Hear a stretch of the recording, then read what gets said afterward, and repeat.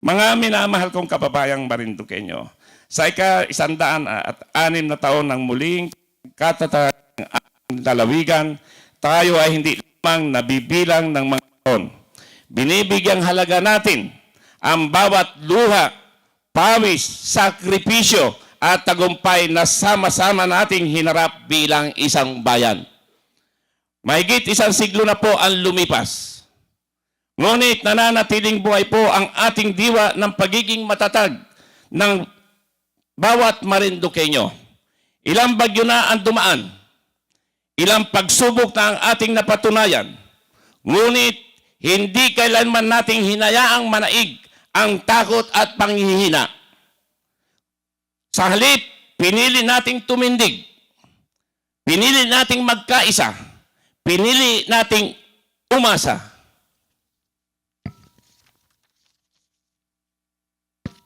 Ang ating kasaysayan ay kwento ng tapang. Ang ating kasalukuyan ay patunay ng ating pagkakaisa.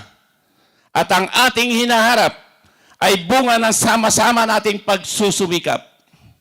At sa bawat magsasaka na patuloy na nagbubungkal ng lupa, sa bawat mangingisdang pumapalaot ng may pananalig, sa bawat guro, kabataan, manggagawa at pamilyang patuloy na nangangarap, kayo ang tunay na lakas ng Marinduque. Kayo ang dahilan kung bakit sa loob ng 106 na taon, tayo ay nananatiling matatag at patuloy na sumusulong. Naway patuloy tayong gabayan ng salita ng Diyos ayon sa Jeremias 29:11. Sapagkat nalalaman ko ang mga plano ko para sa inyo, sabi ng Panginoon. Mga planong ikabubuti ninyo at hindi ikasasama, upang bigyan kayo ng kinabukasan at pag-asa.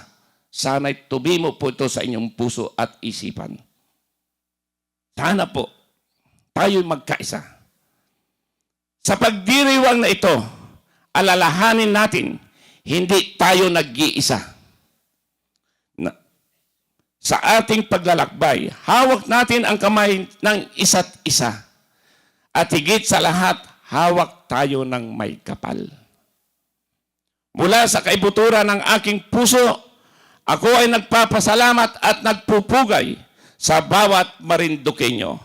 Patuloy tayong maging ilaw ng pag-asa, huwaran at katatagan, at larawan ng tunay na pagkakaisa. Mabuhay ang Marinduque. Mabuhay ang 106 na taon ng katatagan at sama-samang pagsulong. Mabuhay Marinduque. Mabuhay ang mga Marinduqueño at mabuhay po tayong lahat. Pagpalain tayo ng buong may kapal at maraming salamat at magandang umaga o tanghali na sa inyo. Yehey! Yeba!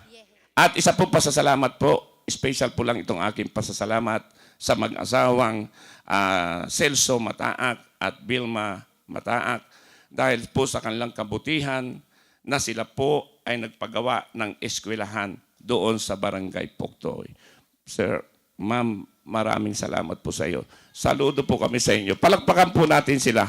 Sana po tayo mga Marinduqueño ay magkaroon ng ganitong gintong puso na kung tayo'y umunlad na at naging ibang bayan na at kita'y umunlad ng maunlad, balikan po natin ang ating probinsya, ang ating pinanggalingan at magbigay po tayo ng pasasalamat.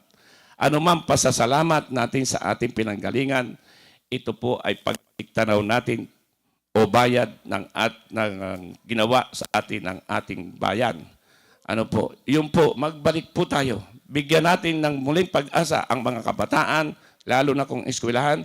Ito po ay pag-asa ng kabataan na sila pag-aral sa loob ng eskwelahan. Nakakahiya nga lang po dahil may mga eskwelahan pa rin po o may mga kabataan na nag-aaral sa ilalim ng punong kahoy. Ito po ngayon bilang congressman ninyo, ang lahat ng proyekto natin ay itutuon natin sa pagpapabuti ng mga pasilidad ng eskwelahan, health center o hospital at ng kalsada ng mga magsasaka para ang kanilang saka ay madaling madala sa bayan. Ito po muli ang inyong congressman. Asahan po ninyo na kayo'y paglilingkuran ko ng may kababaang loob. Yehey! Yeba! Ito ang sigaw ng pag-asa at ng may kabutihan at saya sa kalooban. Mabuhay at magandang umaga sa inyo lahat.